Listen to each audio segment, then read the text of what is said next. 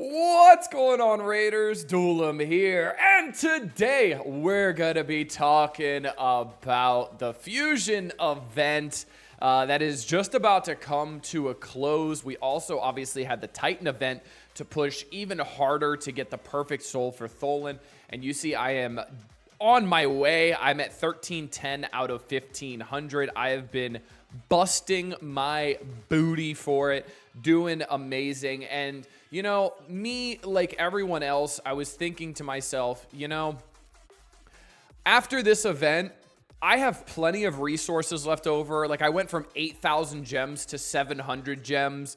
I've got plenty of shards left over. I still have to pull all of these for the champion get event that's going on right now that they just started to finish off the Fusion, the champion chase tournament. So I still got to pull all those.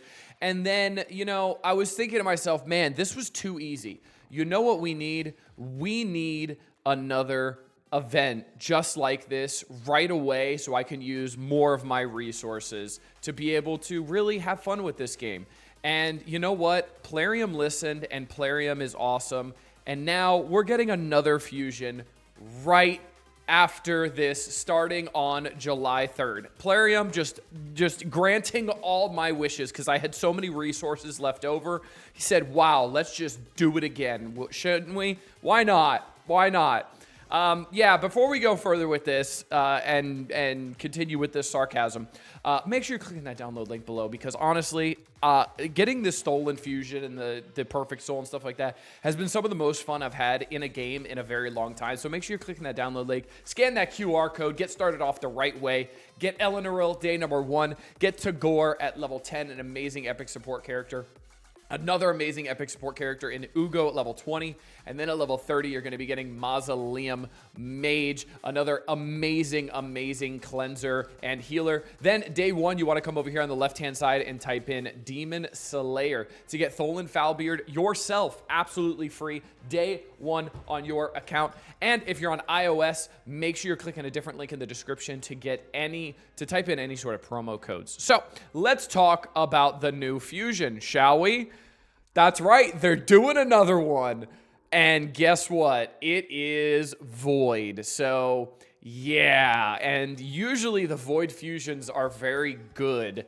And the unfortunate part is he's a defense-based character as well, and I really need a defense-based character because I don't really have any. So, man, would this be nice to go for. So, his name is Titus Black Plume, and we're going to go over his kit as well. So, his kit is pretty good, honestly. It's very interesting. I don't know why it's interesting. When I zoom in, it's zooming out. So, we'll just stick here. It's fine. Reading's hard. All right. So, for his A1, attacks one enemy, has a 40% chance of placing a block active skills debuff for 2 turns. Not too bad. This effect cannot be resisted if this champion is under a shield buff. Now, he definitely works really well with having shield buffs on him. The problem is, he doesn't have any way to shield himself in his kit. So he's really going to benefit from being paired with characters that are shielding him or put him in a shield set or a bolster set. So he's really, really going to be dependent on that, which is interesting. Very, very interesting. I do kind of like that because it matters who you pair him with. So like on my roster, I could use Duchess who shields on the A1 to be able to help out, but she only does the lowest health allies. So that could be a little bit interesting. So definitely a shield set or a bolster set for this guy. Whenever an ally counterattacks, teams up with allies to attack or instantly activates a skill, also has a 40% chance of placing the block active skills debuff for 2 turns on the target enemy. If there are multiple champions on this team with this skill, only one will activate. And this does go up to a 60% chance with the books, all the way up to level 5. Now, Student of War, the A2, attacks one enemy. This attack is always critical if this champion is under a shield buff. Okay. This attack also gains damage boost equal to the value of the shield, which is really, really interesting. I actually really like that. Removes all debuffs from all allies if the target is killed. So a little bit of a kill mechanic and execute mechanic there. If the target survives, place a provoke debuff on all enemies for 1 turn instead. This effect cannot be resisted if this champion is under a shield debuff or shield buff. So a lot to unpack there. A really great A2, honestly. So if you get the kill, amazing. You're going to be cleansing your entire team. Awesome, awesome, awesome. And then if you can't get the kill, or you choose not to get the kill and you want to put a provoke out there, you get to put that provoke out there. So a lot of options with this character, because you can go both ways. You can go, cool, I want to cleanse my team. They've got a bunch of debuffs on them. I'm going to make sure I kill somebody. Or you can go the other route and make sure, hey, I'm good. I've got no debuffs on me or whatever I have. I have another character about to cleanse. Cool. No worries. I'm fine with it. Let's just put a provoke out there. Nothing wrong with that at all. So really, really interesting. I really like that, actually. And then it gets booked down to a 3-turn cooldown as well, all the way up at level 5. Increases some damage as well. The A3, Androx Confidant, places a 50% ally protection buff and a 50% increase attack buff and a 30% increase speed buff on a single ally for 2 turns. Also fills that ally's turn meter by 40%, which is very good, actually. This is a very, very strong A3 on a 5-turn cooldown, booked down to a 3, and that's only half of it. So this also instantly activates this skill at the end of an ally's turn if the ally has no buffs and their HP is lower than 100%. Oh man, so you could really, really get rolling really fast here and always have increased attack, always have ally protection, and always have 30% increased speed buff for 2 turns as well. So this is really, really good. So they have to have no buffs and they have to pay under 100% health. So this is really, really interesting. And I see this being very, very strong. And it's interesting because that's going to continue to proc outside of his turn over and over and over again. And that's going to be really, really strong. So not only is this guy a tank, he's doing damage, a lot of damage with the A2, but then he's also kind of a support character because he's also giving increased speed, increased attack as well. So a very interesting, and increased turn meter. So a very, very interesting kit. And increasing turn meter by 40% is kind of nutty. So that's really, really good. And then again, that gets booked down to a 3-turn cooldown, which is amazing, amazing, amazing. Now, passive for Lord and Land. This is an insane, insane passive for content that lasts a long time. So each time an enemy hits an ally, that ally's next attack will deal 10% more damage for each hit they take. Stacks up to 100%.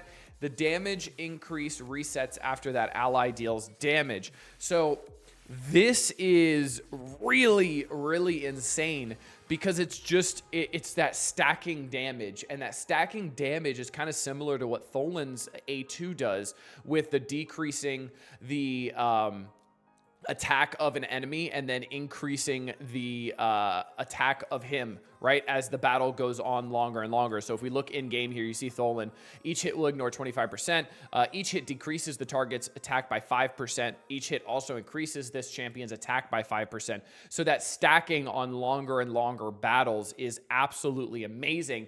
And this is part of that as well, especially if you're going against something like Demon Lord that hits you 4 times with one of the turns, right? That's going to be an extra 40% damage to all of your allies on their next turn.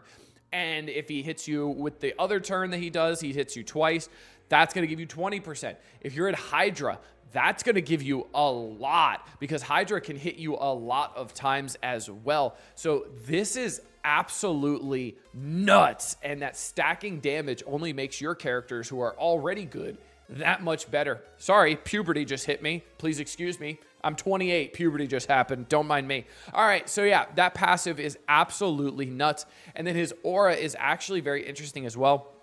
Increases void ally HP in all battles by 40%. So that's really, really good as well, especially if you have a full team of voids and you're doing something like clan boss, anything related to that. But this guy is nuts. This guy is going to be really good in PvE content because of that passive, but he's also, that passive is going to be really good in arena as well. If you build I'm gonna go second arena team and you put shields on them, bolster, all that kind of stuff, stone skin, all that kind of stuff is going to be so beneficial on this guy, because you're taking all of these hits, your team survives. Then guess what? If you're taking 8 hits because they have a couple multi-hits, some AoE, all that kind of stuff, some of your characters are going to be doing 80% extra damage when they finally go their turn. So you have an Alice doing the A2 at 80% extra damage. That's insane. So this guy is very, very, very good, and I think he's going to be extremely, extremely useful. The problem is, man, I'm tired, boss, and that's what a lot of people are saying. I don't care how good he is. I need a break. I feel you, homie. I need a break too, because I pushed so hard for this Stolen event, and now I feel like I was baited into this split soul, the perfect soul as well. And again, I went from 8,000 gems down to 700 gems.